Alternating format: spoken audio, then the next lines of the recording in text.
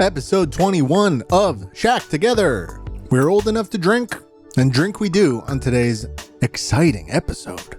Ozzie joins us, his fourth time on the show. We talk about Kunitsu-Gami, Path of the Goddess, as well as Stray Gods and Nintendo World Championships NES Edition. Ozzie's got some time in all of those, and so we delight in his previews. Today we play a one-bid game, which is a homage to The Price is Right. Let's see how the contestants fare before moving on to story time. On today's story time, of course, we have Resident Evil news, Dead Rising release date, Guilty Gear Strive player numbers, Nintendo stance on generative AI, as well as their plans to combat scalpers when the next console hits. Some news on Sega's Crazy Taxi reboot, an Elden Ring adaptation, a Tesla power plant, and the latest on EA Sports College Football 25, which Asif has his finger on the pulse of because Madden is so terrible, as I understand it. We wrap the show up with Game Trader Live, Asif's patented stock content, this time centering around Roaring Kitty, GameStop, and the like. That's today's show. Thank you for tuning in, and I hope you enjoyed. Here we go. I keep getting blasted by emails from Hilton asking me to give them a shot for a timeshare presentation, and they're offering me 4 days and 3 nights in Orlando. Do not take the bait. I'm thinking, like, am I willing to sit through the timeshare presentation just to go to Super Nintendo World in Florida next year? Oh, no. Don't do it. I'm thinking about it. I'm considering it. Dude, they're going to have Donkey Kong Country. How do I skip that? That's a good point. But man, I don't know, man. I don't know. You're going to deny me a chance to see the Great Kong Army? No, I'm all about the expansion of the Donkey Kong cinematic universe, and I want to know more about the Great Kong Army, like the origin story and all that stuff. But dude, timeshare presentations are like a different level of hell that I don't wish on anyone. And you're like trapped once you go into one of those things, and they're super hard. But maybe it's a really good deal, though, right? see, Joe's been to a few of these. This is the problem here. But yeah. No, I don't think you should go to I don't know, Ozzie. You're going to do what you're going to do, but timeshares, those are the worst salespeople. I mean, I've seen some pretty bad salespeople, but like, where do timeshare people rank, like, compared to car salesmen, which, you know, my dad was, no disrespect to car salesmen, my dad was one, but, you know, your car salesmen, your pushy realtors, your, people trying to sell you solar panels. Yeah. Let's make sure we hate the game, not the player. Here, Are we all recording so that the solar panel installers can hear this? Absolutely. They need to know. Yeah, seriously. You know what's funny, Ozzie? Like, even in Ohio, we have those pushy solar people. Like, they like post up at the grocery store for some reason. Oh, they're all over Costco. Yeah. What is the deal with that? Like, no. At no point do I want to think about my energy generation while I'm just trying to get like bread or something. It's unfortunate. I feel bad because like there's usually like a nice person doing it or whatever, but no. I mean, how do you get sucked into that life, you know? The life of pushing solar panels on poor people. I don't know. Ask Elon Musk. Is that how he got his start? He started working at a Costco trying to push solar panels on random shoppers? I'm pretty sure that's how he started, right? I don't know. Sounds about right. Is that canonical? Yeah.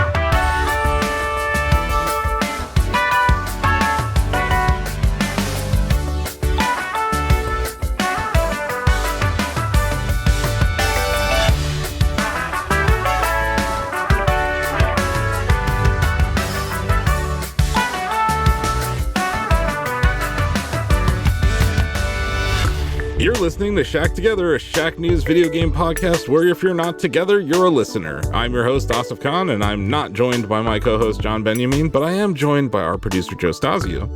Hello. And our senior editor, Ozzie Mejia.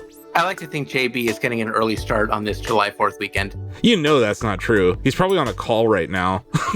Like, that's just, knowing him, he's like last minute call on Wednesday before the holiday. And that's why he couldn't make it. Is he also doing Anime Expo? That'd be awesome.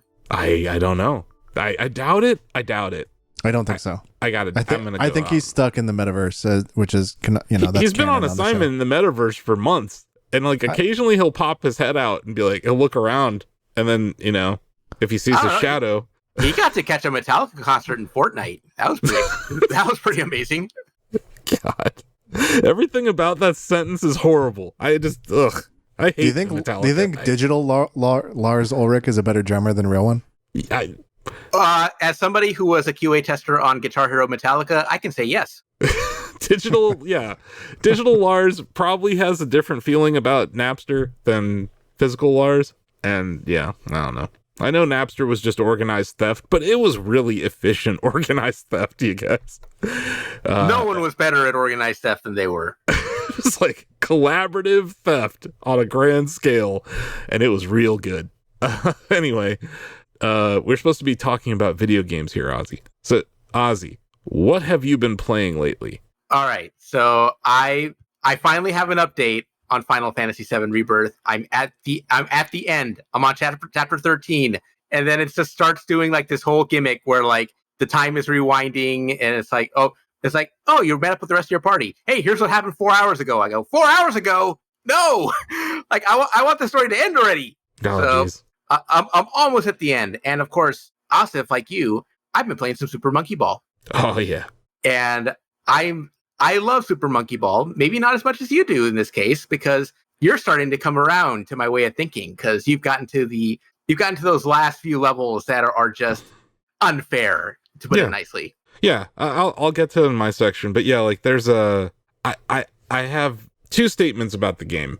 I'll say this first one. I don't think there have been better designed Monkey Ball levels in the history of the franchise than this game. Like there are some excellent level design, and it's just very good. And I think it has a lot to do with the scale, Ozzie. It's like it's big. There's a lot you can do. There's a lot more verticality, I think, than in some of the past games. So yeah, I think it's like the canvas lent itself to really be experimental with design, and I think it came out really good. But yeah, at times it's not unlike its predecessors. There's some really frustrating levels. But yeah, no, I like it though. I think the presentation's great, the music's great, the graphics are great, the gameplay is excellent. The addition of the spin dash is huge. Like I love what they've done by adding the spin dash. It's so much better than when they added jump. You remember when they added jump in Banana Blitz? I do. Oh, this is not a game that's meant to have jump. No, it's like it was such a bad idea to add jump. The spin dash is perfect. It also feels a little Sonic-like, right? Which I don't mind. Like 3D Sonic games can be fun in moderation. You know what, guys? Sonic. Yeah, I want to ask a question about Sonic. I heard a little bird.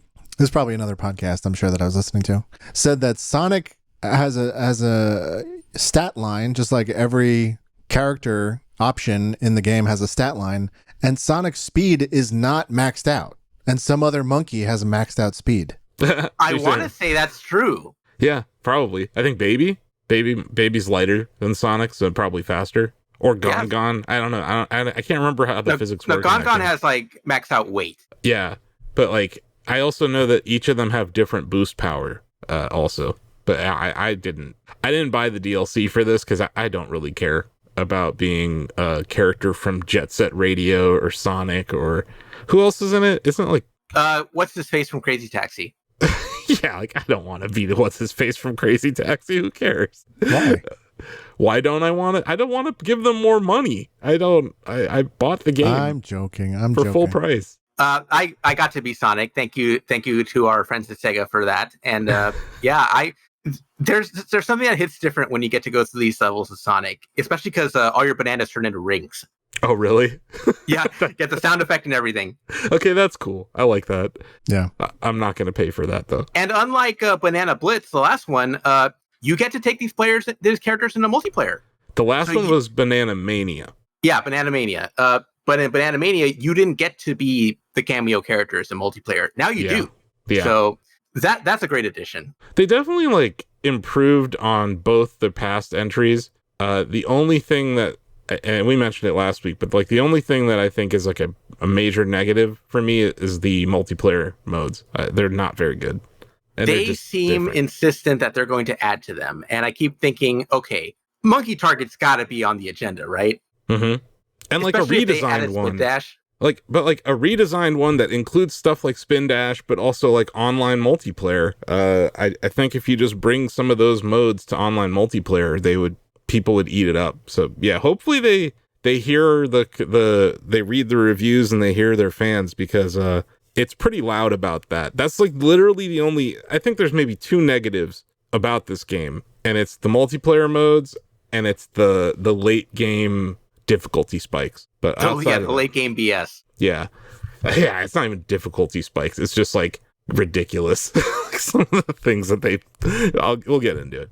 But that's cool. No, And I guess the last game I want to mention is we posted something on Shacknews today for Cozy Grove Camp Spirit. Mm-hmm. I also downloaded that and have been playing that, and I'm coming around to TJ's way of thinking on Cozy Grove, and it's just the way you go around and you meet new bears and you help them with their problems. But now they're like, he noted that this is a difference. I didn't play a lot of the first one, so I wouldn't know that much, but I like that like the bears' problems relate to what they look like. Like I'm trying to help a bear find his lost art supplies, but the bear looks like a box of colored pencils.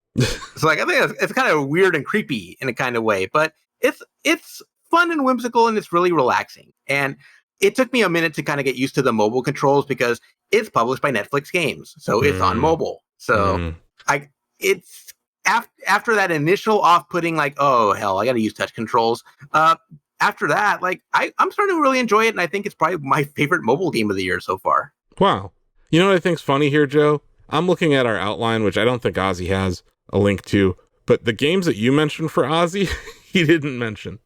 Well, I had the same thought, but the games I put on the outline are things that are potentially like SEO drivers. So I wanted to make sure we touch on them. Oh, okay. But yeah, like Ozzie, you mentioned that you played a little bit of Kunitsu-Gami, Path of the Goddess, at Summer Game Fest, right? I actually didn't play it at Summer Game Fest. I played it a little bit afterwards. That's because right. I was going to have like a 2-hour session with it. Oh, okay. And what was very interesting about this, because I kind of saw trailers, and I talked to Greg about this. We watched the trailers. We didn't know what this was. Like, what is this game? It's still confusing. Yeah, so you actually have to play it to kind of get an idea of what it is. And what it is it's a little bit of like an action game mixed with tower defense. And the tower is your goddess. Your goddess is trying to cleanse the land of like all the dark seedness that's like kind of plaguing the land. And like, you have to let her cook. So as she's cooking and trying to cleanse the land, you got to take out whatever demons are starting to spawn around the gate at the end.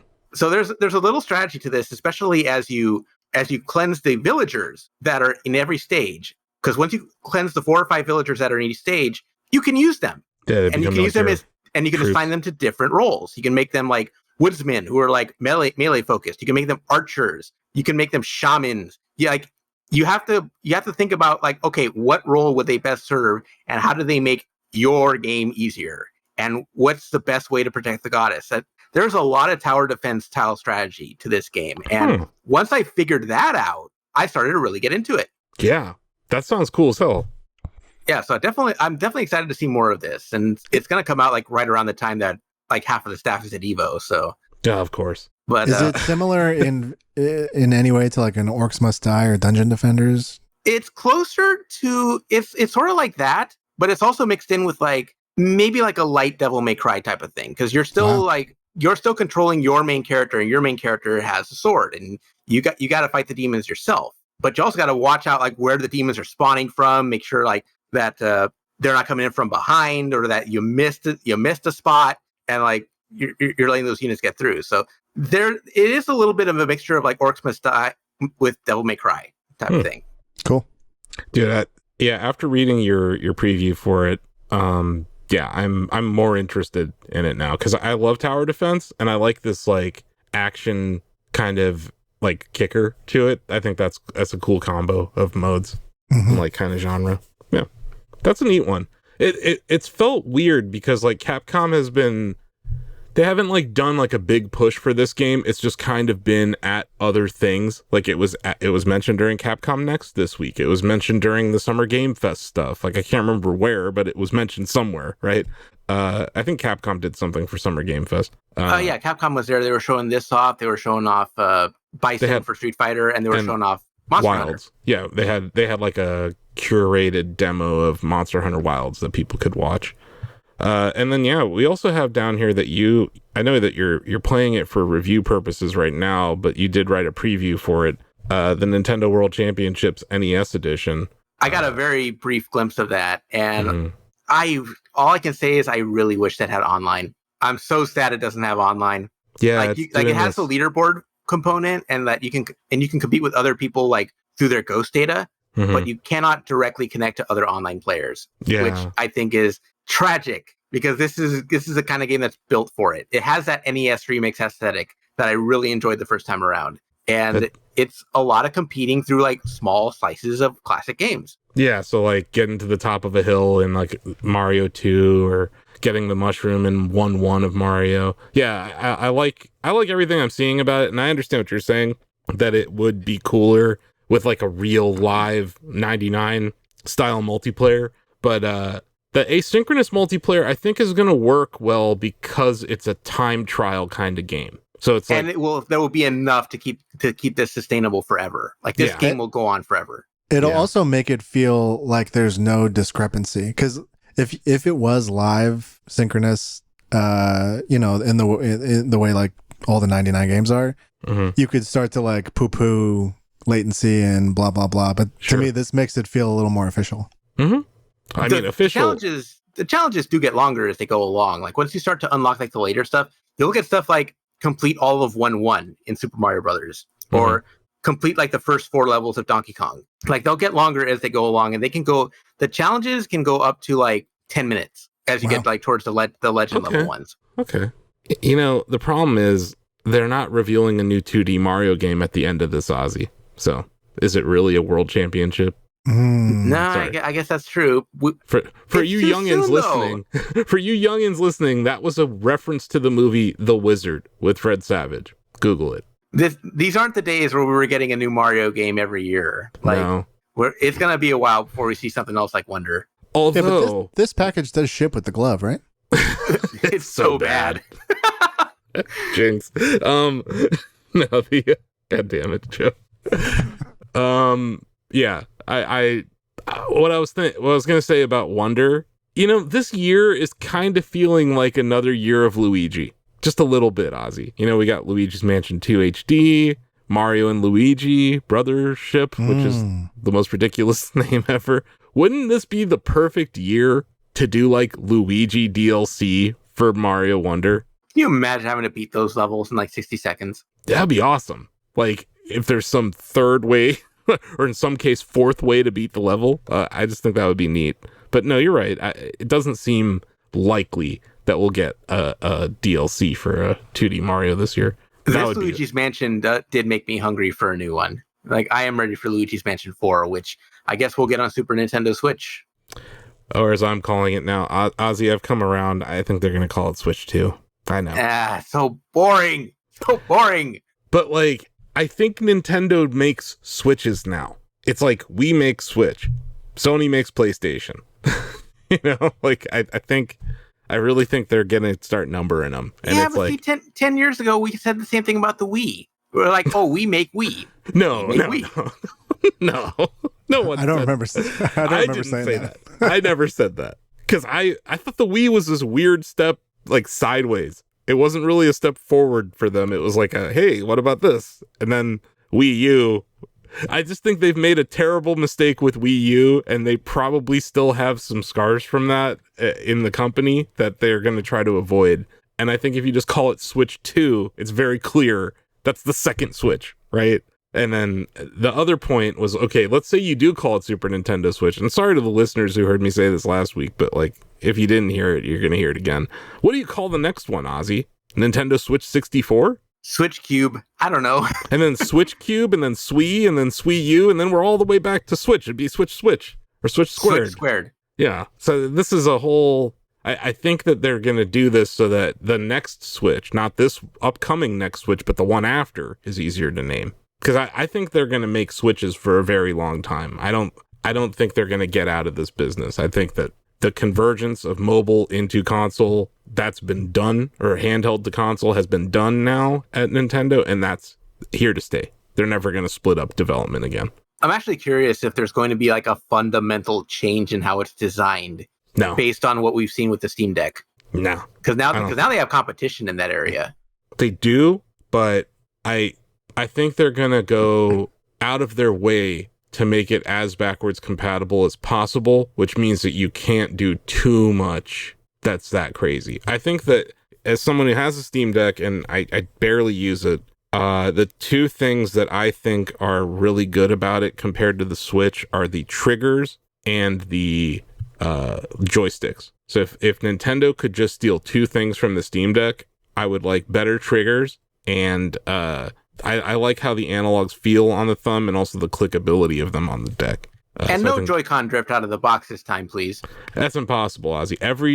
I think the thing that people realized, and I'm not defending Nintendo's launch of the Joy-Con because I'm sure that they were extra faulty, but the thing that's kind of come out from this is that every single controller ever shipped has drift. And it's just that those were, I think, shoddily made so that they were showing up. They were coming out of the box with drift in some cases.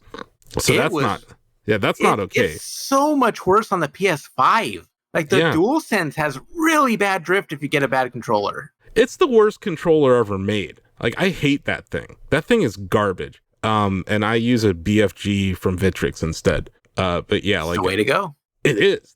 They're fucking awesome. They cost a lot, but man, they're awesome. And my hands don't cramp up when I use them either. So, but yeah, I hate. You're gonna have me sounding like Kendrick on Euphoria, man. I hate the DualSense controller. But yeah, like, and also, at least when it's a Joy-Con, it doesn't ruin the whole system. Like, if you get drift on a Steam Deck, good luck. You're gonna have to send your whole deck in. At least with the Joy-Con, you could just slip it off and send it into Nintendo.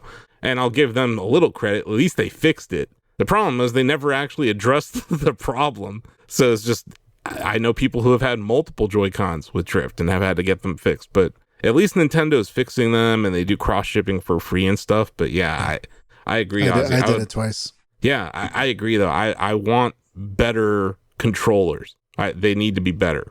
And I think that the triggers are one of those things that they feel cheap on the Switch and could be better. Also, ergonomically, I think that ignoring the weight of Steam Deck, the way that the controllers sit in your hands are pretty nice. I shouldn't say controllers, the whole device. But yeah, I don't know. Wow, what a fantastic product, the Steam Deck. Yeah.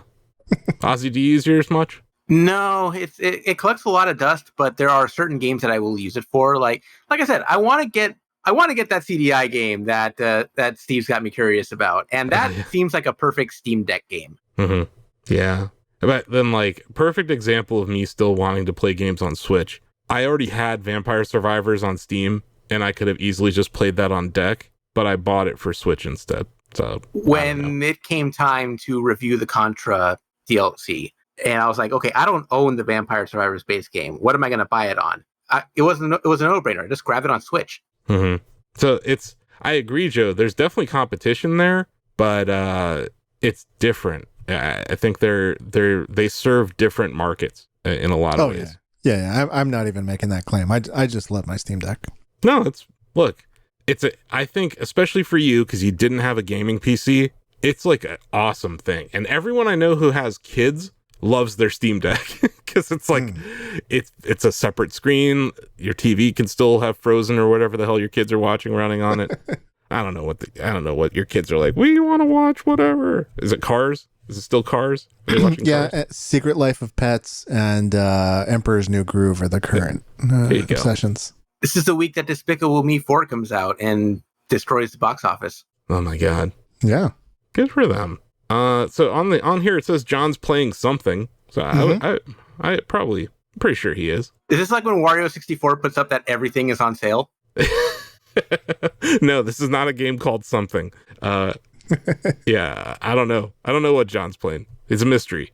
He's an enigma. But it says here that not only did Joe play a video game, but he completed one. Yeah. Joe, what is this? What is this madness? All right, Animal Well's in the bag. What's your score? I logged it at 9 out of 10. 9. And the missing point there is I think towards the end I didn't feel the same. My 10 out of 10s it's a short list. It's Celeste is on there. Pulled me right to the end. I think the game remains at its elite level the entire time. And this maybe didn't quite achieve that. It was sort of an abrupt ending, I guess is what was trying not to say. But yeah, that's how I felt. Felt like, oh, it's over. That kind of thing. But on the way there, man, at the expense of rehashing things I've already said, 2 big thumbs up for Animal Well. To continue on. Because I haven't played it in like a month. The thing that was really kind of getting me into it was like it really felt to do that whole Metroidvania thing where new power unlocks new ability, unlocks new thing to get to different places. Did that continue throughout the game? Like when you get the disc, it's pretty cool. Like you're like, oh wow, this is drastically different. And then like you start messing around with the disc and then you realize like, oh, I can jump on top of this thing. Were there more moments like that where you were just experimenting with the gameplay mechanics and like seeing cool things happen? Yes and no. The reason I'm giving you a strange answer is because the disc could have been your first item or your second to last item, depending on which route you went. It's my first. First, yeah. Then there's definitely more interesting and multi-purpose tools that come along.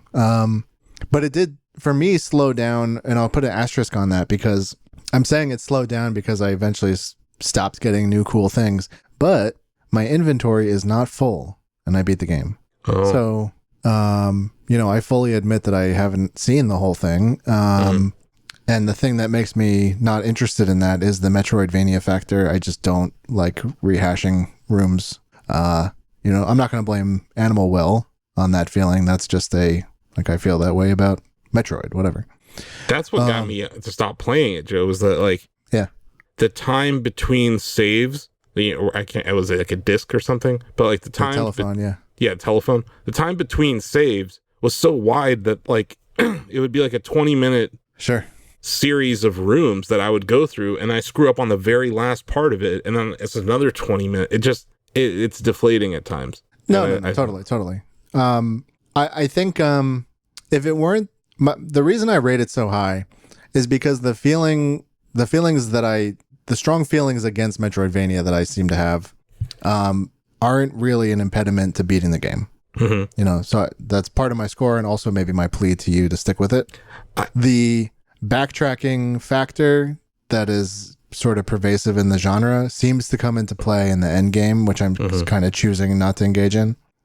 I think the thing that sticks out, and why I'm not surprised that someone who likes Celeste would also appreciate this game, the design of each individual screen is very impressive. Like there's a lot of detail, there's a lot of forward thinking to it, where like you'll be in a room and you'll see something at the bottom of it, you're like, oh, maybe that's something, and then like 10 minutes later you're there and you're like got to it through some other room underneath it. Or I just think it's cool how like it's constantly showing you carrots before you know even what the hell you're supposed to do with them.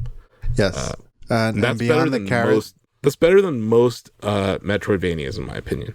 Yes, everything's very well telegraphed and deliberate. Like what might seem just sort of like a puzzle room at face value with some self-moving boxes that you need to duck under or jump over or something. Towards the end of the game, I'm realizing like I've been staring at these same designs throughout the game, and wow, there's actually like insignia on each box that tells you like the corresponding button that makes it move, which was always plain as day. But it took me looking past the sort of zoomed out beauty of the room and to inquire more about it to see that there was actually like that there was a method to all the madness of the pixels, it's like utility to everything, where at first high design utility, you don't see it at first, but then as the game reveals itself to you, you're like, oh wow, that's actually a super well designed room. I think that's the thing that's impressed me with it. Totally. But that's cool. So you're done, you did it. I did it. And I mean my sort of pitch on the game is that like this might look like a run of the mill, like another throwback pixel art Metroidvania. Like this one is so unique and it's just not copying anything. Like, Yeah. you know, this is something that if you're jaded on the genre, I would highly recommend. And then I'm also playing Excavation of Hobbs Barrow. I mentioned it last week. You know, the LucasArts style point and click adventure with just dripping with vibes. Just a absolutely delicious vibe. And it's remained. It is absolutely not in the style of a Monkey Island. It's not funny. It's serious and you know, like we're all, I think, maybe like sick of like the Dark Knight effect, which is, you know, now a 16-year-old reference. Like this is like a pretty self-serious game, and like that cannot work, and it but it is. It's really working. To be kind of stuffy and in a taking itself seriously, but also justifying it. I quite like it, and I've made a big dent in it. Maybe I can wrap it up before the next episode. But anyway, Asif, what are you playing? So we mentioned it already. I've been playing Super Monkey Ball Banana Rumble. I think before last episode, I only really got to play it for like 5 minutes, and there's this thing in the tutorial that really pissed me off where like you can't change your camera settings until you complete the tutorial. And I'm a inverted Y look person, so like my brain breaks when I can't do that. So I didn't really have a whole lot to say about it last week because the game just came out the day before we were recording. Right. Whereas now I've had over a week with it, and it's like I said when Ozzie was talking about, I think it's the best level design we've seen in a Monkey Ball game. And I think it has a lot to do with the scope of the levels and just how much space they have. So you have like these huge drop-offs. There was this one level I just played last night, Ozzie. So I'm in the Neon Arena, which is like, it's like if you were doing Monkey Ball inside of a massive stadium that was holding a rave. So that's just interesting to me. But it was this one where it was like all these like banked turns, and you had to be going like almost on the sidewall, or else you would fall off. And then you jump onto another one. So like, I love sweet jumps and stuff like that. And I had some like, just a little bit at times. This game gives me F-Zero GX vibes, just a little bit, just a little tiny bit. And you know, that's a game that's near and dear to my heart, for the GameCube. But yeah, so on Neon Arena, I do have a level that can go to hell and die. It's called Aerial Floor. And this is one where like, I like, I don't know if this was in other Monkey Ball games, but the addition of the play and pause buttons, Ozzie, is that new, that mechanic? I believe so. Yeah. So normally in a Monkey Ball game, you have moving platforms, but they're just kind of governed by the level. This is where you have to roll over and push the play button and then get on this platform. So then the platform starts moving forward, and there's all these other like platforms that are slightly raised above it, so that if you don't move out of the way, it pushes you off, and it gets faster and harder. There's some levels in this where even Ozzie's like, I don't remember how I beat this. And it's just like, so it's a game that I'm playing at night, and when I hit one of those levels that pisses me off, I put it down and I either play Vampire Survivors or F-Zero 99. So yeah, I'm really enjoying it. I don't like the multiplayer modes at all, so I probably won't be playing much of those, but the single player is great. If you like single player Monkey Ball, if you like that puzzle, that 3D platforming puzzle gameplay, I think this is the best one ever in the franchise. Cool. This will not be the last time that you curse a level from that neon world. No, I they understand. Get worse. No, I understand, Ozzie, but like I can at least look at it just from where I am right now. I think the level design's more impressive than any other Monkey Ball ever made. But you're right. There are times where it's super frustrating and you do rage quit out of it. I do like how short it is, though. It's a good pick up and play game, and I love games like that where the gameplay loop is like 1 minute. So you can pick it up, play it, and put it down and be on with your day. Or you could spend 2 hours cursing a freaking manhole level. Because I didn't realize you could push the manhole. I thought it was like I thought I had to collect all the bananas or something. You know what I mean? Like, this game doesn't really tell you what to do, ever. So there are times where you're just banging your head on the wall, and then you figure out the solution, and you're like, I'm an idiot. So I feel like a good puzzle game will make you feel stupid. And Monkey Ball has done that to me a few times already, so it is a good puzzle platformer in that sense. But we already talked about it. I don't want to spend too much time. I do like it. Highly recommend it. I agree with Ozzie's review. It's definitely an 8. But Nice. That's not a bad score at all at Shacknews. So yeah, I mentioned it last week. There was a Maximus Cup that was F-Zero themed in Tetris 99. So I had to play this. This was like a siren song calling to me. So I fired up Tetris 99 for the first time in like probably 9 months. I hadn't played it since F-Zero 99 came out.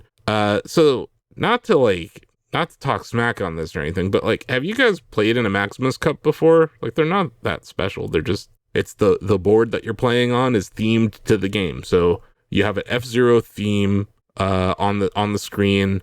There's some sound effects. So like the KO sound in Tetris 99 was replaced by the KO sound in F-Zero 99. Okay. There's like when you send pieces over to your rivals who are attacking you or whatever, like, you know, when you can send lines over, it plays the sound when you unlock the Skyway in F-Zero 99. So stuff like that.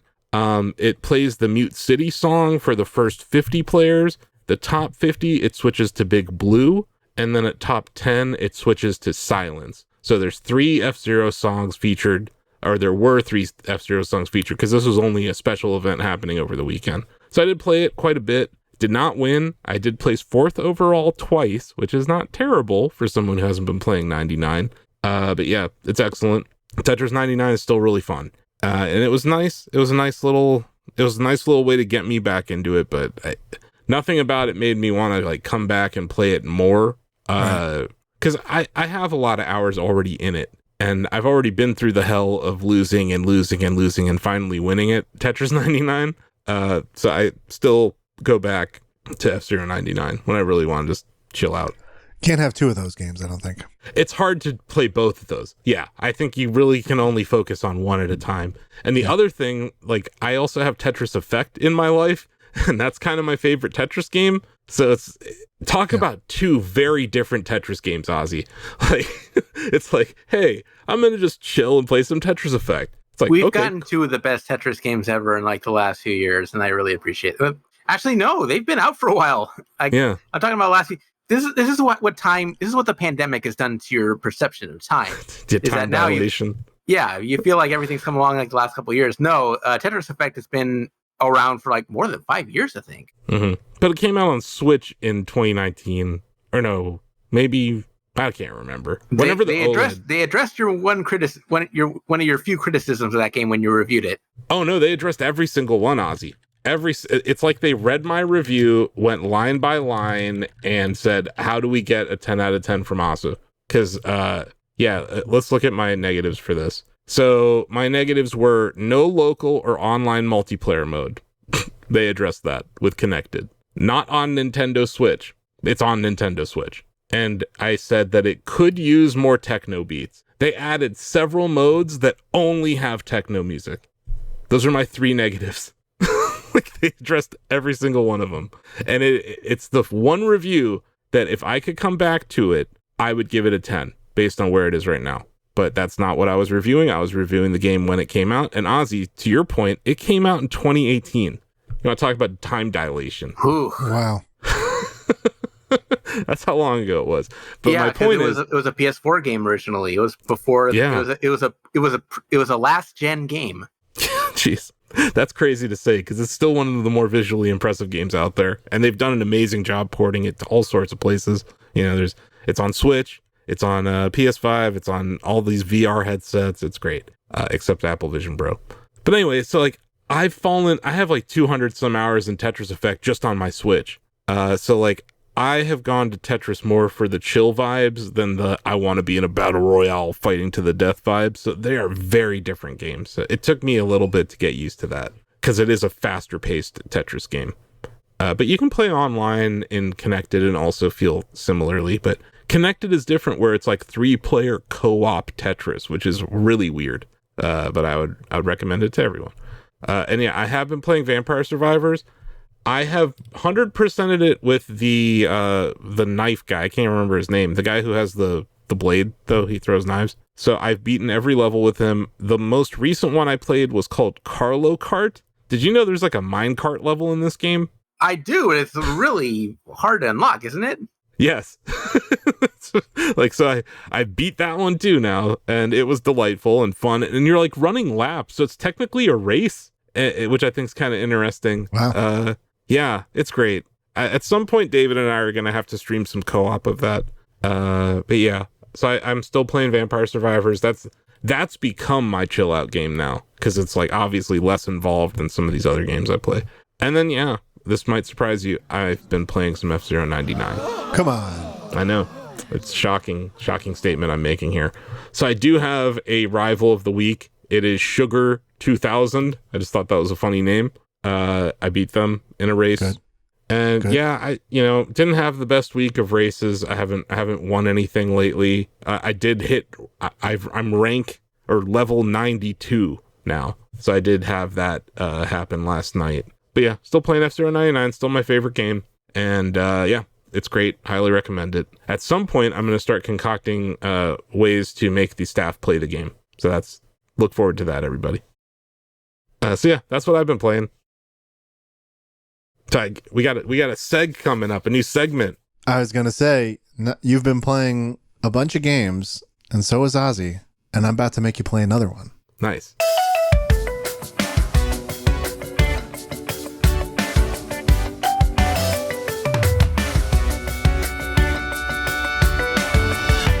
Welcome to One Bid Steam Summer Sale Edition. Oh, Ozzie's going to kill me. He writes our Steam sale guides every week. Yeah. He's going to destroy me. I thought of that. But also, I'm playing a little game with myself where I try to stump Asif week to week. So, okay, that's fair. So this was calculated. This is very well played, the two of you. In One Bid Steam Summer Sale Edition, we throw back to the times of The Price is Right, when Mr. Bob Barker would put a can of Pine Sol on display and ask the contestants to guess a price that was close to but not exceeding the real MSRP. So what I'm going to do is I'm going to give you a game, and each of you, and we'll alternate, because I think that's the only way to do it fairly, we'll alternate prices that you'll give me, and who's ever closest without going over will receive a point. And just to be clear, we are going to ask the Steam sale price of the game, not the normal price of the game. And then, so like, do we both get a try? I think so, because that's how Price is Right works. So are you going to like switch who you're asking each question or something? Exactly. We'll alternate back and forth. Okay, cool. Any questions, or shall we get started? I'm ready. Let's do it. Ozzie was born for this. First up, Disco Elysium. Asif, what is the price? $4.99. Okay. Ozzie? $3.99. Correct answer? $3.99. Oh, come on. He hit it on the nose? That's not even right. He knew it. I bet it's in our guide. Because it's one of the games that's 90% off. Okay. Of course it made the list. You just made the list. Next up, Ozzie, you're first. Total War Shogun 2. Oh, this is another 90% off, but I did not include this in the guide. I'm gonna say $5.99. That was what I was gonna say. $1, Bob. $1. The correct answer is $2.99. Point to Asif. All right. I did it. Yeah, like $1 Bob, you Ozzie. You did. Well done. Well done. Okay, next up, the 2024 Game of the Year, Pal World. Asif, what is the price? I really hate when early access games get put on sale. It's scummy. $14.99. Okay. Ozzie? $22.49. The correct answer is $22.49. Point to Ozzie. Okay. This is like this is near the top of our list on our guide. My dude just wrote this, man. I have no shot. Next up, Ozzie's pick. I think, right? Yes. I think so, yeah. Yeah. It's Ozzie's turn. Joe's game, best game of all time, Celeste. What does it cost? $1.99. Asif. It's $1.99. I can't say that, but it's $1.99. I mentioned it last week on the podcast. Then why can't you say it? Because he just said it. That's okay. Okay, $1.99. Tie. The cost of Celeste is $1.99. That's just me PSAing. I mean, I'm just putting this on the list so everyone honestly, knows. If you don't own Celeste, this is your time to buy it. Please. This is literally less than a cup of coffee. Please buy this. Like, seriously. I bought a small Dunkin' coffee today, and it was $2.70 or so. America runs on Dunkin', by the way, because that same coffee would have cost $6 at Starbucks. Yeah. So yeah, you're right. It's cheaper than coffee to get Celeste, and you'll have way more enjoyment from Celeste. Oh yeah, it's great. Yeah. Next up, Asif. Yep. How much does Octopath Traveler 2 cost? On sale? It just came out last year. That was a full price game. I'm gonna say $24.99. Ozzie. $29.99. The correct answer is $35.99. Point to Ozzie. Wow. Ooh, I thought it was 50. It's 40% it was like a 40. Yeah. No, I'm thinking of the first Octopath is 29. Oh, okay. It's expensive games. I guess it came out on PC more recently. Although 2 came out simultaneously on everything, right? 2 simultaneously released on PlayStation and Xbox in the last month. It first came out on Switch and PC and Switch. Yeah, that's right. Sorry, I forget that Xbox exists. But yeah, cool. Next up is Baldur's Gate 3. Ozzie. This is Ozzie. $47.99. Should I just say $47.99? He probably knows. Now, I'll say $42. Asif, you messed up because the answer is $47.99. It just feels weird saying the same thing Ozzie says every time. Baldur's Gate 3 does not go on sale often, and that's probably the biggest sale it's had so far. So. Yeah. Asif, my recommendation to you is rather just try and freaking win. Okay. There's no honor. There's no honor in one bid. That's right. Okay. This is me. Speaking of honor, Asif, what does Elden Ring cost? Dad, Elden Ring's only been on sale like twice. $54.99. Ozzie. This is a tough one because it's on sale everywhere and they're all different prices. So for Steam, I'm going to say $41.99. Unbelievable. $41.99 is the correct answer. Steam is not the best place to get this if you're listening right now. Go to Games Planet or go to Fanatical. I think they have better deals. That said, that is the lowest Steam price I've seen. For Elden Ring, yeah. For Elden Ring, yeah. Yeah, for sure. Here's a bit of a odd pick. What does Fallout 76 run you during the Steam summer sale? Ozzie. $9.99. Fallout 76 costs money? Yes. It was not free to play. That's weird. Yeah, $9.99. Bingo. Tie. We're playing the game as it was made. There's no shame. Yeah. Asif, what does The Witcher 3 Wild Hunt cost? Oh, that's got to be a 90% off at this point. I'm going to say $5.99. Ozzie. $9.99. You're both over. So I'm going to attribute a point to Asif, who is closest. The correct answer, $3.99. Ooh. Wow, that's a pretty good deal. Cheap. Extremely affordable. Shacknews Game of the Year, 2015? 2015, yep. Yeah, it's a good price. Ozzie, what does Civilization 6 cost? $2.99. Asif. Yeah, sure. No, you know what? No, yeah, $2.99. $2.99. That's a tie, baby. I'm just not correct going to go answer, $2.99. Hey, you're playing the game. Yeah. Asif, I got to tell you what. Ozzie has the opportunity to copy your guesses too. Sure he does. One of us writes the guide for sales every week. The other one reads the guide. There you go. So you both have the same cheat sheet. Let's see. It's a little. I give a lot of props to Ozzie, man. It's not easy putting together that list. Absolutely. Yep. Resident Evil 4, a recent release. What is that going to run you on Steam right now? Ozzie's pick or that's my pick. Asif's my pick. I just copied Ozzie's answer last time. This doesn't feel like it would be on that much of a sale, but Capcom does do decent sales. I'm gonna say 40. Okay, 40 on the money. Yeah.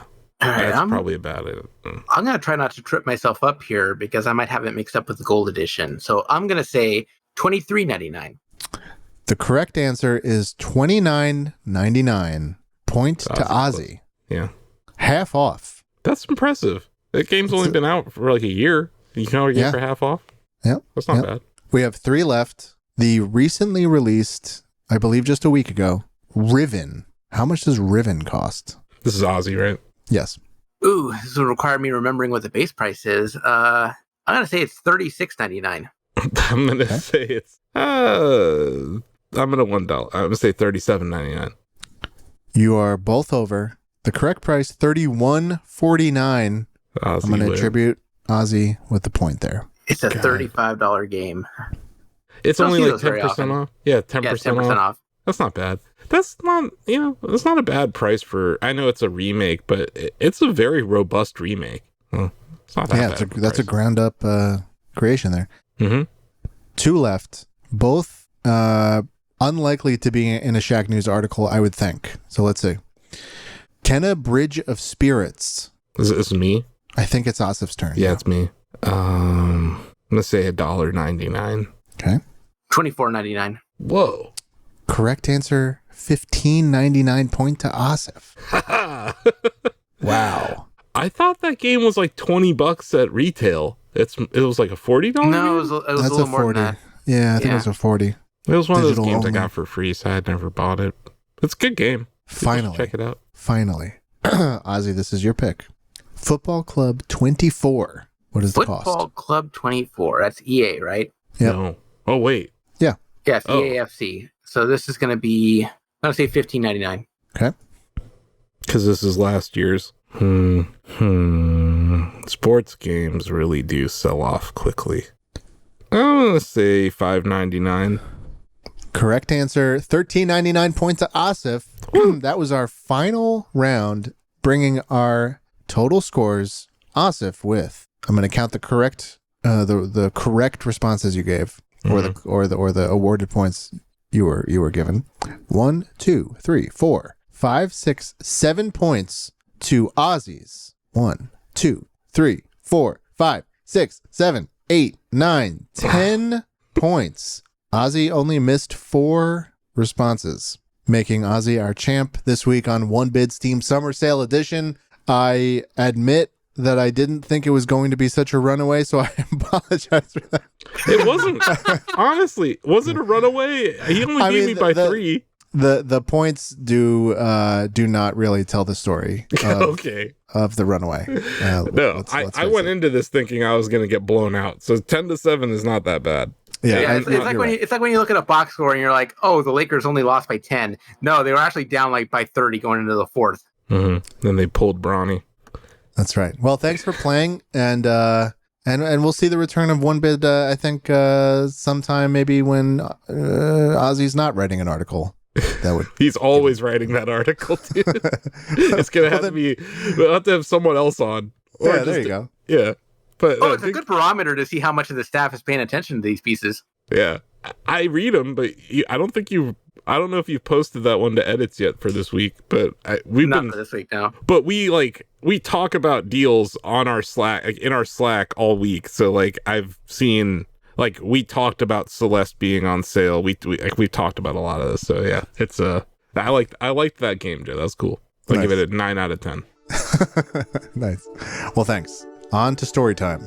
Yeah, we'll be right back with story time, so stay tuned.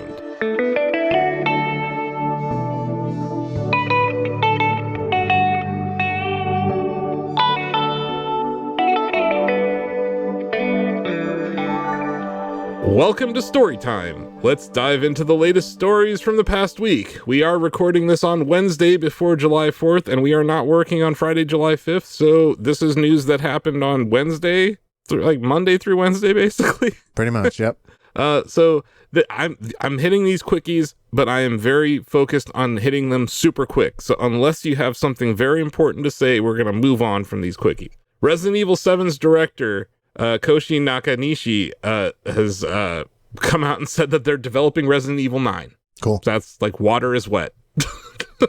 They're making a new Resident Evil game, you guys. Well, they've kind of run out of Resident Evil games to remake. Oh yeah, it's not like you want to remake 5 and 6 or Code Veronica.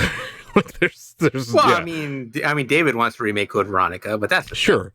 But honestly, maybe we remake RE1 again because it never really got an RE engine remake. You know what I mean? But I don't know how many people want to play the first RE. I'm sure that would sell crazy. It would. Yeah. It would. Yeah.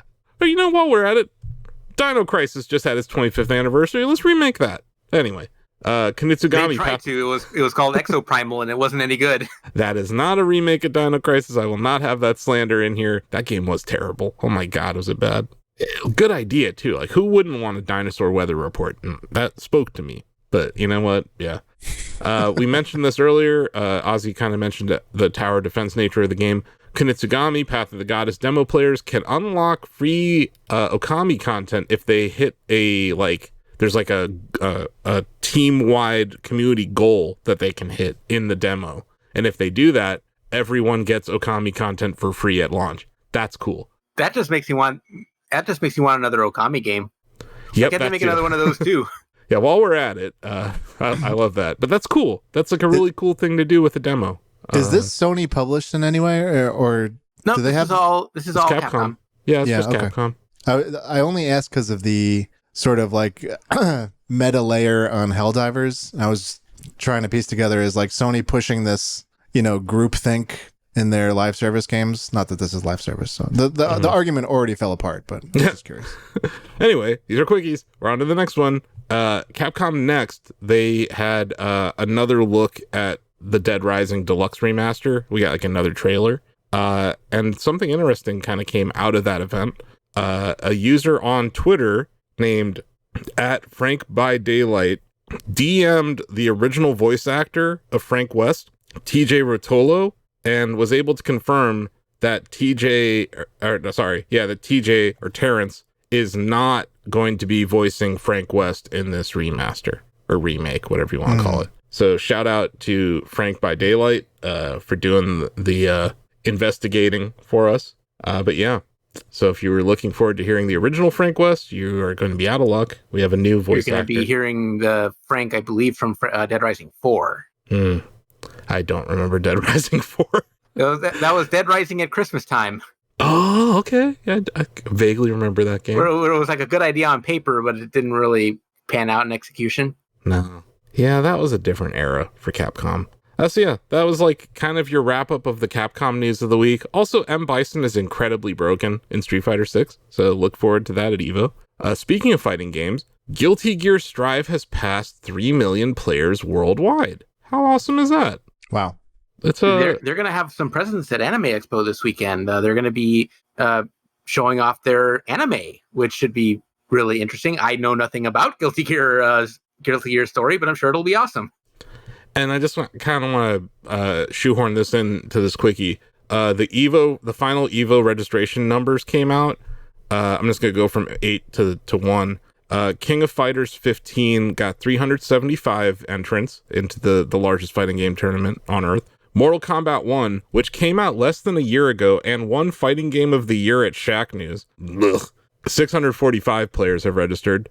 Under Night In Birth 2 Cis Celis, that's the actual name, has 785 entrants. Street Fighter 3 Third Strike, a game that came out years ago, has 1,101 entrants. Grand Blue Fantasy Versus Rising has 1,377. The game that I just mentioned, Guilty Gear Strive, number 3 in registrants, 2,058 people have registered, including our own TJ Denser.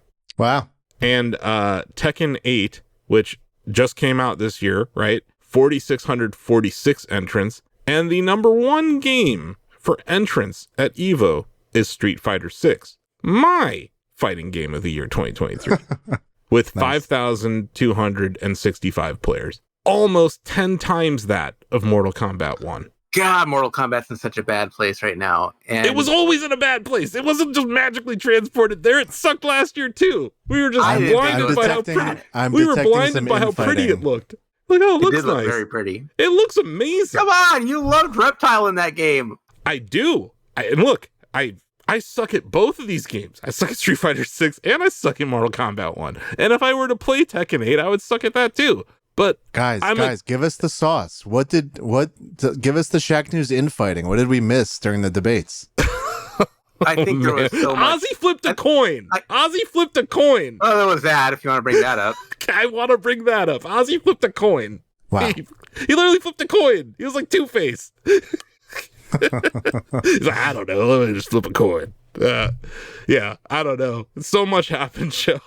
It was just, it was so hard to pick from at the time. It really came down to those two. But yeah, like, and I understand the arguments for both, especially if you're like a single player that doesn't really care about multiplayer or competitive. It's easy to ignore a lot of the problems with Mortal Kombat 1, but like, there was a controller advantage when that game launched. If you were, I think it was second player had an advantage over first player. Like, there were like things that haven't been present in fighting games, like bugs that haven't been present for like 20 years appeared in this game. And then also, don't even get me started on that Switch port. Have you seen the Switch port for Mortal Kombat 1, Joe? Of course I have, yeah. It is the worst Switch port in all the years of Nintendo Switch. That's the worst. It's got to be, by far. And it's $70. Can you imagine? Like, yeah, even that's paying like 70 for that? But that's like, malpractice, yeah. Forget me. The number one player in the game hates it. Sonic Fox cannot stand that game. And like talk shit about it. And he still won Final Combat. Yeah, like, still the best player in the world at it, but like begrudgingly plays it. And it's such a weird place to be right now. Anyway, sorry, I derailed the quickie there. No, I think what ultimately it comes down to is Street Fighter 6 has gotten dev support and Mortal Kombat 1 has not. Like, not to that level, and not to the level of Mortal Kombat 11 either. And like, I also something think weird happened. I think that there's a push at Warner Brothers to release games before they're done. And I don't think Mortal Kombat could have gone back in the oven for 6 months. And I think we would have all been okay. And then you have, what the hell was that? That Suicide game? The Suicide Squad game? Suicide Squad. Yeah. What the hell was that? Are one of the worst games of the year. And then Multiverses, which just launched. It launched twice, and then like we're gonna go back and cook some more, and then when we come back, it's gonna be great. And then they come back, and it's been quite messy. I don't know. It came back slow. It doesn't feel like no. It has slow. the kind of speed that that kind of game should have. It's very slow. It's very floaty. Yeah, it's not. It doesn't feel like the game felt in 20 whatever. Was that 2020? I mean, I wouldn't have it lower than. I mean, I wouldn't put a game like Nickelodeon over it, but it's not. It's not as terrible as it was. No, and I want to give them some credit. Like, they did build it up from the ground in a new engine, and it looks nice. But some of the gameplay, yeah, I don't know. But anyway, back to the story. I'll be trying out Agent Smith when he comes out. I don't know if I will. I haven't played that game in weeks, and I don't miss it. It's not like oh man, yeah. Sometimes when like a live service game comes out and it has good gamification, I'll be like, oh, I'm gonna try that. Nope. Yeah, it'll be enough to make you overlook that it has LeBron James for some reason. Look, and it's also like the worst version of LeBron James. Like, I thought Miami Heat LeBron was the worst. No. Space Jam 2 LeBron, by far the worst. Space Jam 2 is the worst version of every character that was in it. Seriously, even Bugs Bunny. I don't know how you screw up Bugs Bunny, but you do. Anyway, congratulations to Arc System Works. I think they've been doing an amazing job with their games lately. Dragon Ball FighterZ had its moment in the sun, and now Guilty Gear Strive is still doing very well. It's a fun game to watch, too. And that goes back to why I picked Street Fighter 6 over Mortal Kombat 1. I just like watching people play Street Fighter 6. I think it's entertaining as hell. I also feel that way about Tekken 8, though. And Guilty Gear. So yeah, we got a lot of cool things to look forward to at EVO in a few weeks. But shout out to Arc. I got some great news for you, Joe. What? Nintendo has no plans to use generative AI. Okay, I'm listening. The CEO, the president, Mr. Furukawa, was speaking at a shareholder meeting and said that they don't really that they're good enough. They got us. They're good enough at making video games at Nintendo. They don't need the help of AI. And then he also pointed out that there is a lot of potential copyright issues when using generative AI. And I think that's kind of tipping their hand that they're going to sue everyone who's making stuff out of their content. So good for them. He also, just a man after my own heart, he said that he is going to, Nintendo will combat scalpers of the next Nintendo Switch by ensuring healthy supply. Now, this is ridiculous. Nintendo never has healthy supply of a console at launch. Yeah, ever. That's going to be, like, despite their best effort, that's going to be tough. It's just, you could have 10 million available at launch and it's still going to sell out. You know what I mean? Yeah, and these scalpers are super technologically advanced now, right? With like what they're doing. So I wish him all the luck there. I do love that they are at least spending time thinking about this. He did also mention that semiconductor shortages will not be a problem at launch. So that's good to know. I am worried what that means about what chip they're using, because like, was it just another scenario where they went up to Jensen Huang and said, hey, what you got lying around in the Tegra department? So we'll find out what kind of chip they're using, but he said that there shouldn't be too many supply issues. Just a couple other little things that happened this week in the Nintendo world. They sued the maker of the device that is used to rip ROMs off of cartridges. They have issued, it was either a cease and desist or they sued him.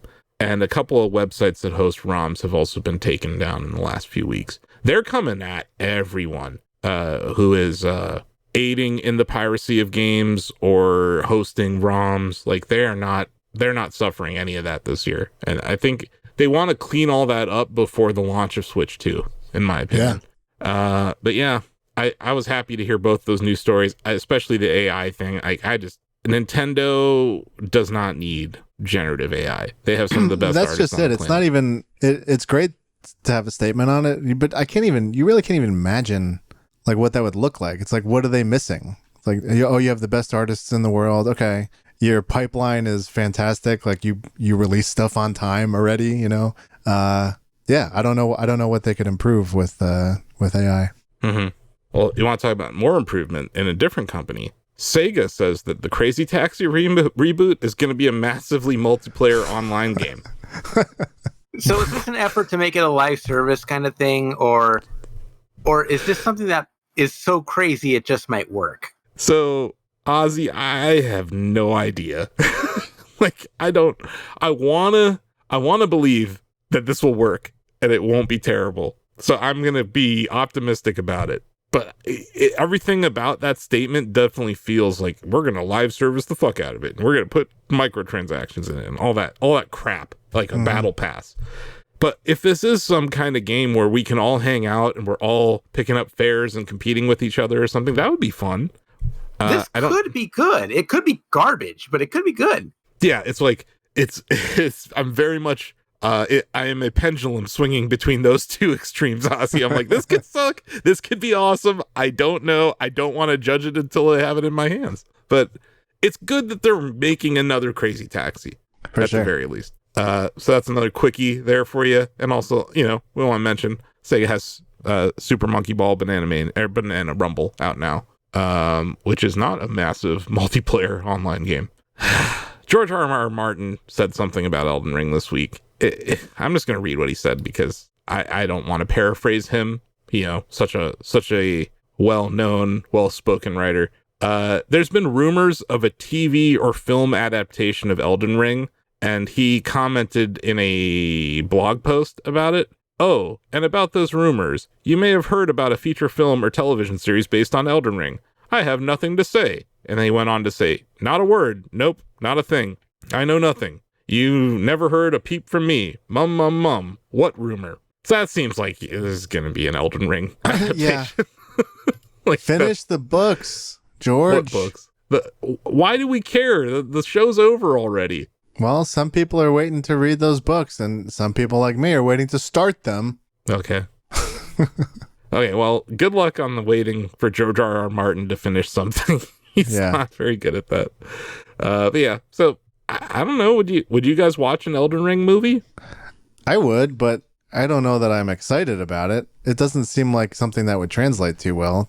How do you replicate that story? Like, because a big part of the Elden Ring experience is you make your own stories. Yeah, and emergent gameplay. Yeah, exactly. Like, how do you translate that?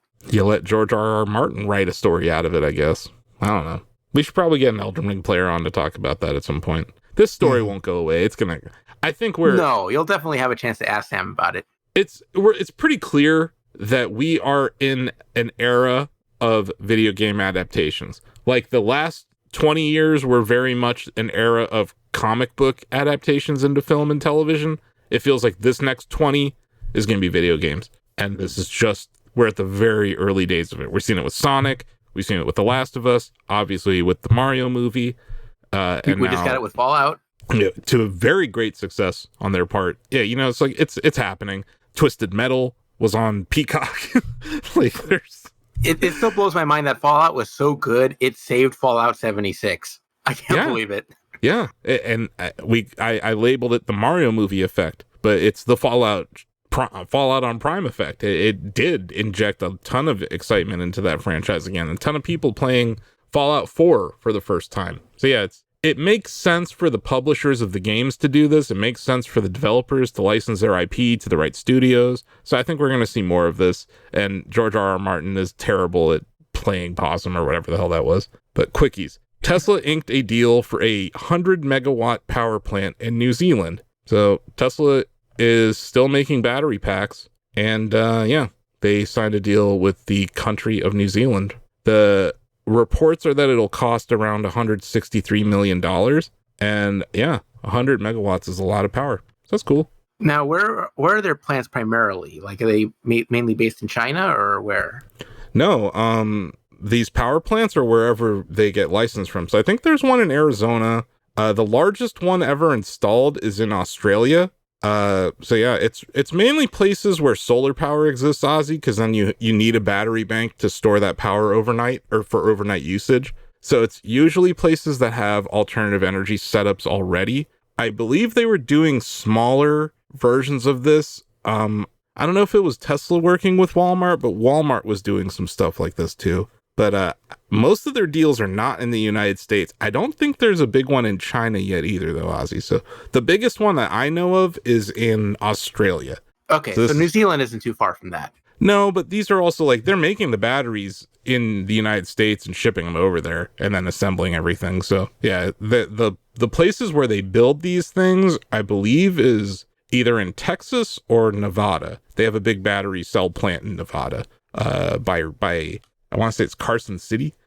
So yeah, interesting time there for Tesla. Just complete aside, the stock chart, I had mentioned, you know, I do a weekly show called a monthly show called Game Trader Live on the last trading day of the month. I mentioned that there was a downtrend in the stock. It got above it. It's about $22 above the downtrend right now. So interesting time to be in Tesla stock. I wouldn't be buying it from an investor standpoint, but yeah, there's been a nice trade in it in the last few weeks. And our last quickie, which may turn into a slight longie.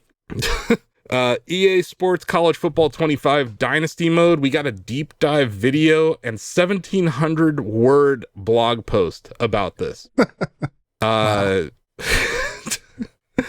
So I don't know. You guys know that I love football and I love college football. And I have been playing the same dynasty since 2013. Yeah, I have NCAA 13 for Xbox 360.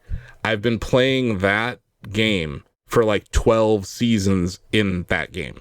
And I created a whole team of freak athletes called the Bizarro Wolverines that are all like 7 feet tall and weigh 400 pounds, but also run really fast and 99 overall and everything. That's my favorite part of the game, is being able to create your team. Right? Sure. Create recruits, recruit them to your team, and then destroy everyone. So this game appears to have every single feature from NCAA football 2013, except for create a prospect. No.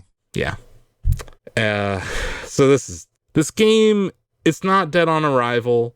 I'm not going to say that, but a lot of people are excited about this. I get it. But like the only thing I wanted, they did not include. So that's disappointing for me. I understand how unique is your wish list there. It was a feature in 2013 and 2014 and 2012. I understand. Like if there was like a Reddit post, I mean, like how many upvotes or downvotes would this news have? I think that here's the problem. Most of the people who are excited for this game probably never played the original series. They're so young that they weren't even playing it, or maybe they like saw it. You know what I mean? Yep. If you're like me and you have several hundred, probably 1,000 hours in a game, you're going to care about this story. We've had some people on staff in the past who like, you know, there's some games like sports games with create a player functions can be really fun. What I'll say is that the online chatter about this game, next to no one has said a word about what I'm complaining about. Right. So I don't think it's that big of a deal, but I think it's not a big deal to these people because they're conditioned to accepting Ultimate Team as this other thing, right? Ultimate Team is what you can build your fantasy team, but you have to buy card packs, right? And it's random and chance what cards are in the pack that you open. I hate all of that. And also, like, it's different. Like, I want to be creative. So it's like, you're letting me create my coach. They're letting you create an entire franchise. They're letting you create a conference. Like, if you don't want to play in the new, like Ozzie, you could like recreate the Pac-12. You know what I mean? Like, that what's can left happen. of it anyway. No, you could literally take all the teams from last year's Pac-12 and recreate it. You can do that, but you can't make a player. I think that's the problem. Weird. That's what I find weird, and I have to point to Ultimate Team, because Ultimate Team is what they did in place of create a player. And I think that's what drove this design decision. I reached out to EA for a comment, and I'm guessing my emails go straight to spam or trash for them, because I gave Madden a 3 out of 10 and called it best-selling monopolistic trash. But if this game is good, I will still play it, but the one thing that I play these games for, I don't think it's going to have, and that sucks. But it does look like it's going to be better than Madden, but I don't know. Disappointing news, honestly. Yeah. But it's like they were so close. They were like so close. They know how close they are too. And I'm sure there must have been a discussion within the company or within the studio about what they were going to do there. So yeah, that was our last quickie. We did it. And we just have one longie this week, because we haven't really talked about GameStop. I don't think we talked about it at all last episode, Joe. The shareholder meeting was a complete shit show. It did, like, you remember when I was like, oh, I'm gonna record these 2 reactions? Yep. Both of them were wrong, because the shareholder meeting didn't even happen that day. It got canceled because it was the website to log into the shareholder meeting was overwhelmed and broke. You couldn't even get in. So then they rescheduled it. It was supposed to be on a Thursday. They rescheduled it for a Monday. And what I thought was interesting, if you're a Robinhood GameStop shareholder, you had a separate login, because they don't consider you the same as the rest of us. Damn. Which means that if you own shares through Robinhood, you probably don't own shares. Like, you probably don't. There's this way they identify shares called a QSIP number, and you were supposed to be able to log into the computer share website with your QSIP number. I have multiple accounts that own GameStop, so I had multiple QSIP numbers. I was unable to log in with any of them, even on Monday. So it was still a shit show on Monday, but they planned for it, and they gave us a public way of attending the meeting, so you didn't have to have a share. So it opened it up to everyone. So we were able to have a shareholder meeting on Monday, the 17th. So nothing really happened. The CEO of GameStop came out, and he made a statement that, like, I think the opening remarks kind of pissed off some people, but he said, "Hi everyone, I want to take a moment to discuss the retail business and the future of GameStop. With respect to retail operations, we plan to continue reducing costs and focusing on profitabilities. Revenues without profits and prospects of future cash flows are of no value to shareholders. This means a smaller network of stores with an expanded assortment of high-value items that fit into our trade-in model." He still acts like they have a trade-in model. That's fucking weird. "Having a strong balance sheet, especially in times of economic uncertainty, is a strategic advantage. While the future is always uncertain, the last decade's monetary and fiscal policies, both within the United States and globally, are historic anomalies. Exiting from an ultra-low interest rate environment is likely to have unforeseen reverberating effects across the economy, as seen with inflation hitting 40-year highs in 2022.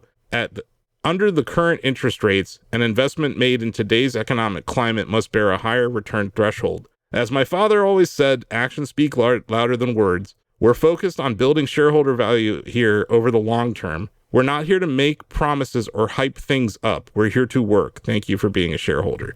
That's all he said. So there are all these rumors, right? There's going to be a Wu-Tang album dividend. There was going to be some other crazy shit. He was going to acquire a company, whatever. None of that happened. So this leads me to the roaring kitty, Keith Gill. There was a SEC filing that came out on Monday that Keith Gill has taken a over 5% stake in Chewy.com, not GameStop, Chewy. Mhm. And that he now owns 9,001,000 shares of Chewy, not GameStop. So we don't know several things here. We don't know if he sold GameStop. We don't know when he sold GameStop. We don't know where he got the money to buy this stake in Chewy. So presumably he did sell, right? I mean, That's so. yeah. So what I'm going to do, I have several tweets here that I've included in our rundown. So you can look at his real-time reaction to the shareholder meeting. I'm going to post these into our Discord so you guys can see them. This was his first tweet after the shareholder meeting. That's a picture of John McEnroe from a YouTube video. The title of that YouTube video is "You Can't Be Serious." And I don't know if you guys know John McEnroe much at all, but he was known for complaining to the umpire over calls. I only know him from 30 Rock, but Okay. Or Big Daddy, right? sure. So that's the first reaction that he had, followed by sorry. Let me see if I can find this other one. He was also the narrator in Never Have I Ever, and I say that because Laura watches a lot of streaming. So So then he posted this shortly after, and about 2 hours later. And I confirmed with Donovan that is a picture. It's Bruno. That's Bruno from Encanto. Yeah. And there's a song in that called "We Don't Talk About Bruno." I don't know what the hell to think of that.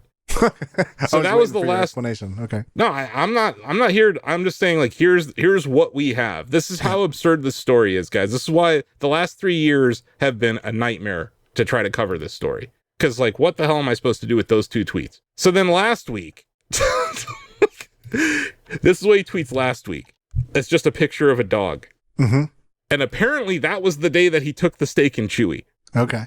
So what the hell's going on here? A couple of things, because I don't know. This is all conjecture here, right? I have no idea what to think of this, but I wanted to bring it up because the SEC filing itself is so weird.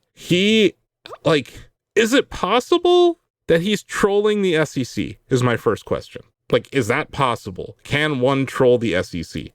You're asking the wrong people, probably, but So here's why I say that. In this SEC form, where the reason that he had to file with the SEC, Joe, was that he took a stake in Chewy that's over 5%.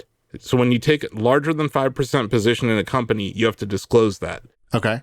His form has an image, or it has a section that says, check the appropriate box to designate whether you are a cat. And he checked the box that says, I am not a cat. Why the fuck would you put that in an SEC filing? Right? Maybe why he's investing in Chewy? I don't know. But also, we have this name of the person filing, but the address is a law firm in Chicago, and he's from Massachusetts. So maybe he has this law firm, but people pointed out that this is how stupid all of this is, guys. And I understand how dumb some of this sounds. The abbreviation of that law office is BFKN. B fucking. It feels like the SEC would not accept this if there wasn't evidence that the shares were bought, right? Like the SEC wouldn't publish this on sec.gov unless there was evidence, right? So I have to assume that this is real. But for the longest time, I sat there and I looked at those two entries, right? That I am not a cat, which I have never seen in an SEC filing in my life. Sure.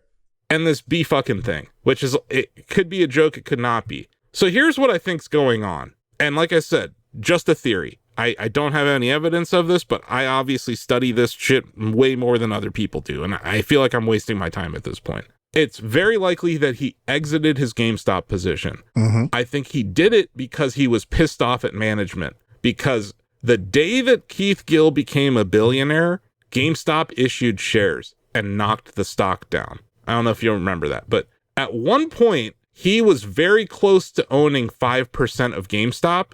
And if that happened, he could nominate someone to the board of directors. I think the CEO and the board have decided that they did not want that guy to be able to influence them. Sure. So it's like a poison pill kind of scenario where they're going to dilute the stock to prevent him from having a 5% stake. So then why buy Chewy? I believe that Keith Gill is manipulating algorithmic trading. I've said this on my show, Game Trader Live, a few times. 90% of trading volume in the stock market every day, at least 90%, 9 out of 10 trades, it's not a human. It's computerized trading. It's rules-based computerized trading. Right.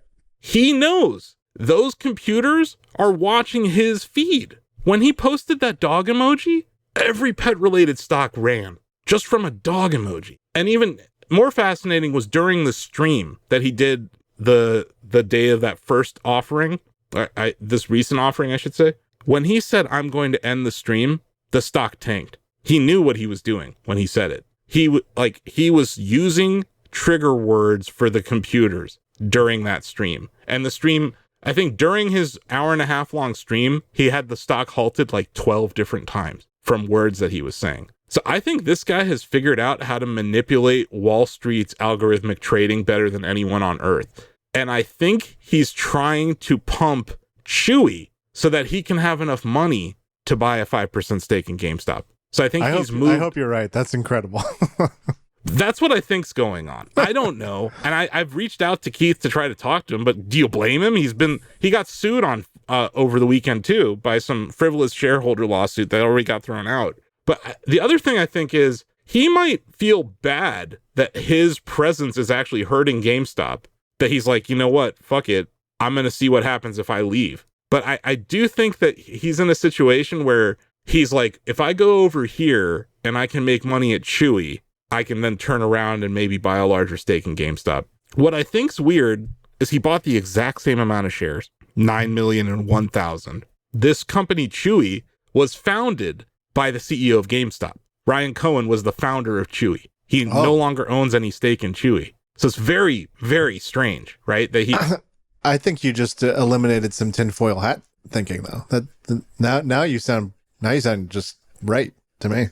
That he's just like, screw this company. I think, it sounds personal. Yeah. Yeah, I think it is personal because they could have let the squeeze keep going and he would have been a billionaire. He was a billionaire. The morning of that Friday morning of his stream, he was a billionaire.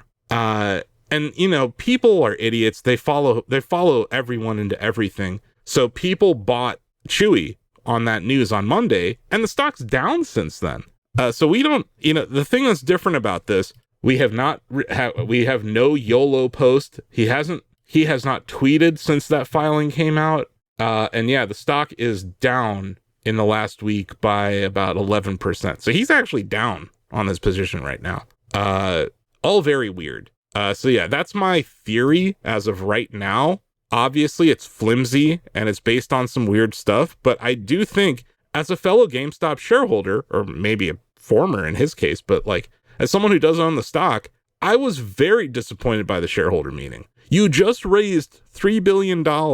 You have $4 billion of cash on your balance sheet, and you haven't told us a damn thing about what you're going to do with it, other than you're going to cut costs and that the economic environment isn't great.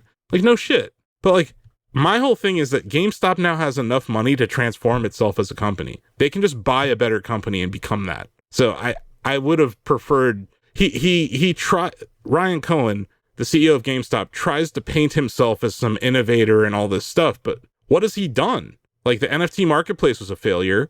The website is god awful. I sent you a link earlier this week, Joe, just joking, but kind of serious.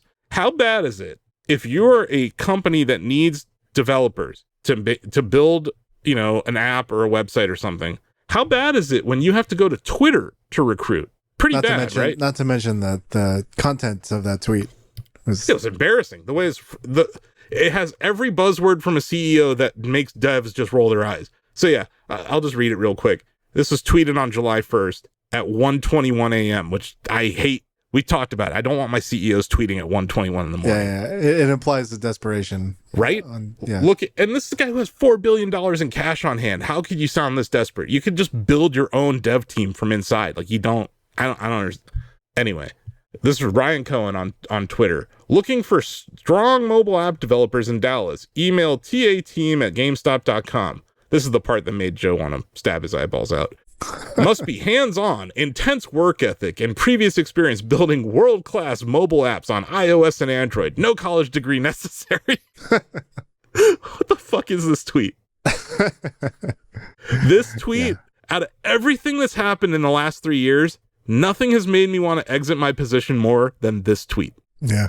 Because I'm like, you have no fucking idea what you're doing. And like, we do. Here at Shacknews, we build websites. We've done it. We've built our website. We've rebuilt our website. We built Shack Pets. There's a latest pets website, right? There's bubbletron.com. We built Shack Pets, the mobile app. Like, we know how to do all these things better than they do. But like, how bad are things if that's what you're doing? A 1:21 in the morning tweet? That's pathetic. It's pathetic, yeah. So I kind of am on Keith's side here. I don't see evidence that Ryan Cohen isn't a jaboofer. So that's troubling. But yeah, I think there's some infighting going on here. And I think it was personal when they issued those shares the day that he became a billionaire. I think that was a bit much. And then to come at him and do it again, right? They've issued shares twice in the last 2 months to dilute people twice at a time where a short squeeze was going on. I think it pissed him off a lot. But from the long-term viability of the company, I think GameStop has never been healthier from a balance sheet perspective. So it's weird. So I have not exited my position because I never went into it just because Keith was there. And there were 3 years where he didn't say a word, where I was still long. So for me, it's like, if the fundamentals change, my opinion will change. So far, the fundamentals haven't changed. But it's not going well if you're doing a 1:21 in the morning tweet about that shit. And also, like, just, like, what do we call those things? When you do those tests on mobile websites, the benchmarks or whatever. Stress tests? Yeah, whatever we run. It's like a Google tool, whatever it is. When you run that test...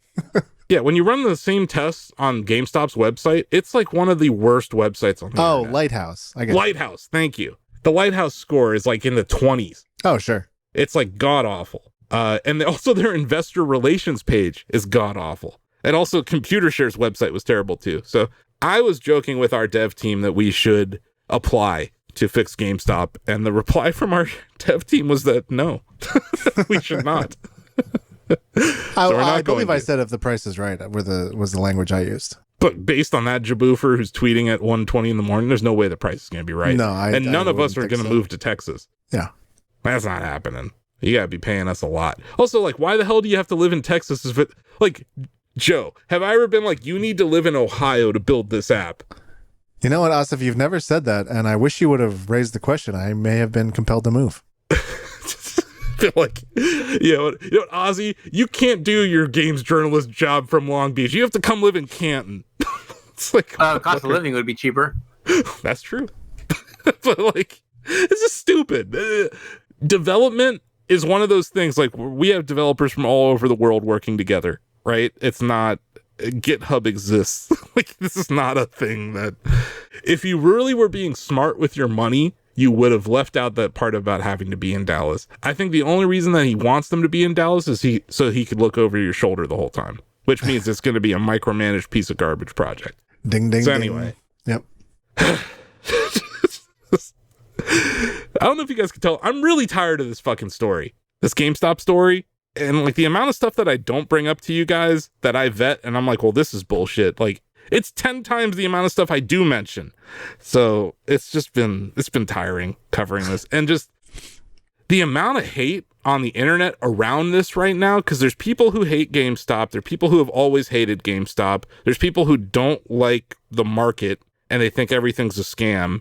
There's some people who hate Roaring Kitty. Yeah, I saw this, there's like a tweet that there is no hero in this story. And I kind of agree. There isn't really a hero in the story. It's just kind of a lot of people who are like, well, that guy's kind of sucks. That guy kind of sucks.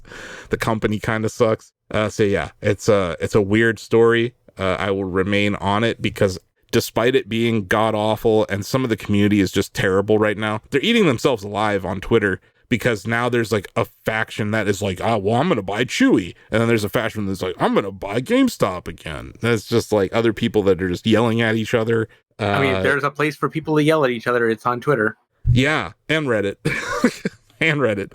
But yeah, it's quite a mess right now. That's weird. Like I said, there's this push-pull, at least logically for me, because I'll repeat what I said.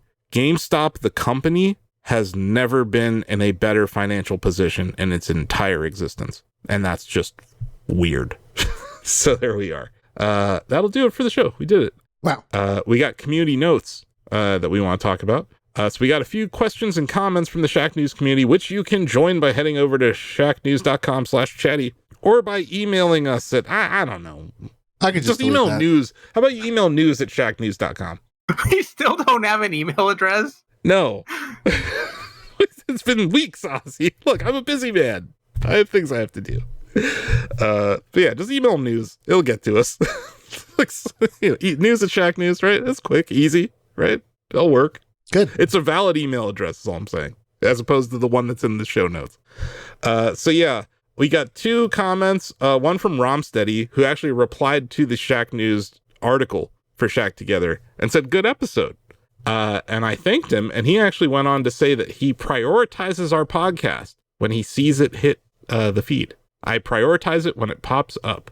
That's great. To which, Joe, you said nothing? I put in a bunch of emojis, and then apparently Chatty didn't appreciate it. Yeah, your emoji. It's been a while since I'm just looking at Joe's thread. Joe's subthread, Ozzie, is just hilarious. Like, I gotta screenshot this and put it into our Discord, just because I was like, Joe was really excited by this comment, so he said nothing at all. But yeah, I don't know, Joe. Maybe we could fix that someday. What do you think? I think it's quite possible. Okay, because it's the number one reason why I don't share Bubbletron to Chatty, is that the emotes don't work. Anyway, so yeah, Ozzie, you see Bearded Axe there? I sure do.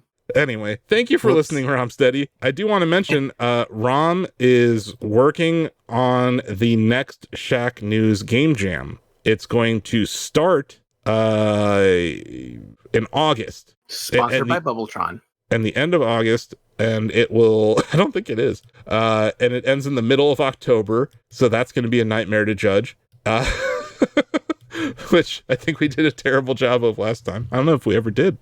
The theme is going to be announced on Chatty early, so you're going to want to be reading the Chatty and paying attention to Romsteady's posts. And I know the theme already, but I'm not going to tell anyone.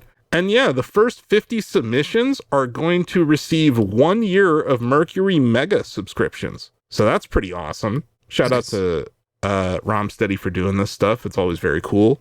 And there are some very creative devs in the Chatty and in our broader dev community. So we'll have to maybe the podcast will have to take a closer look at those games when they come out. Cool.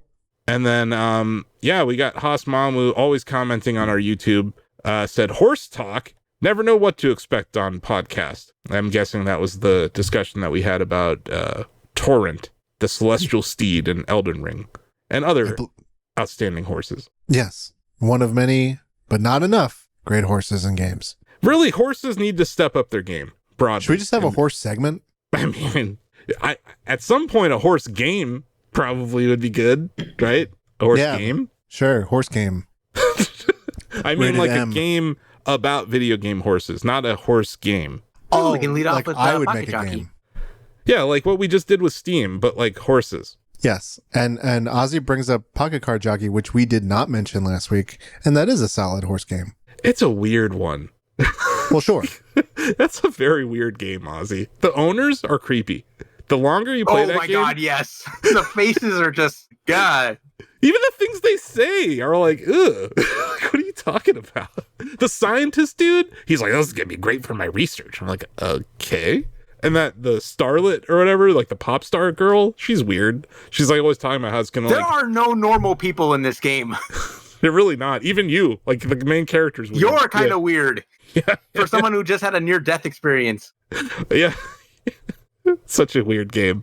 I have completely not been playing that for a while now. Because I got to the point where I was like, I was getting to like year 4, year 5 with my horse, Ozzie, and then I would lose. And it just, I don't think there's a win condition. I think eventually you just lose. Yeah, sounds about right. It's like you play as long as you can. You remember your horses, you breed your horses, and then you go on. But it's not a bad like game. Dynasty mode in college football, Asif. You just keep going. Actually, I do want to mention this. College football 25, the Dynasty mode only lasts 30 seasons, Ozzie. So it doesn't go on forever. Really? I don't know why the hell they did that. There's got to be some sort of like, because they instead of letting you generate your what do you call your prospects, it auto generates prospects. So maybe there's some sort of threshold where they can't. I don't know. That Either already way, seems like a step down. yeah, it does, doesn't it? Even though it's a brand new game, it looks great. It's probably going to play better than Madden. I'm the big bowl of whatever, of haterade or whatever. Like I'm that guy compared to everyone else. If you look on Twitter right now, you'll just hear everyone screaming about how hype it is. But I'm the guy who loves these games, and I'm looking at the details, and I'm not seeing everything I want to see. But it still could be a very competent and fun game, even without those features that I want that were present 11 years ago. But yeah, that's it. We did it. That's the show. Wow. That's going to do it for today's show. I do want to shout out Bubbletron, which hit a all-time high for page views in June, driven by our successful Bubbletron Direct at Shacknews E4 Remake. So if you're playing it, check it out. If you don't know what Bubbletron is, it's a free-to-play game that I will mention here in the outro that's pre-recorded. But yeah, it doesn't require any sign-up. It doesn't require an account. It doesn't require a download. It's free, and it updates every day, kind of like Wordle with new options at midnight. We added a leaderboard, so now Bill and I are fighting over who can get the turd answer, the lowest valuation of the day first. Yep, it's been pretty cool to watch. Just looking at our, like, you can see a direct benefit from the direct in our analytics. It's like there's Bubbletron's traffic before and after. So that's exciting. Very cool. And thanks to all of our players. Thanks, Joe, for helping us get that out the door. You got it. So yeah, subscribe to Shack Together on your podcast app of choice. And also, if you made it this far into the podcast, you like us, give us a review. Go over to Apple. You like us. You like it. Give us 5 stars. Say it's the best video game podcast ever. And yeah, it'll make Joe smile. And that's it. Tune in every Friday for another Shack Together. We are not going to be working on Friday, but this podcast will go live. And yeah, you'll have so many different Steam games to consider buying based on today's game and Ozzie's great guide. So that's it. We did it. How about that? Great. Thanks, Ozzie. Yeah, thanks for joining us, Ozzie, here in the Shacknews Extended Podcast Universe, or the CPU, as the kids call it. The kids are still calling it, right? Checking. Yes. Nice. Awesome. Good to know. Anyway, we did it. That's the show. I'm waving at my webcam, even though this is not a video podcast. Bye. Saying bye. Bye-bye. I'll never forget you. Bye.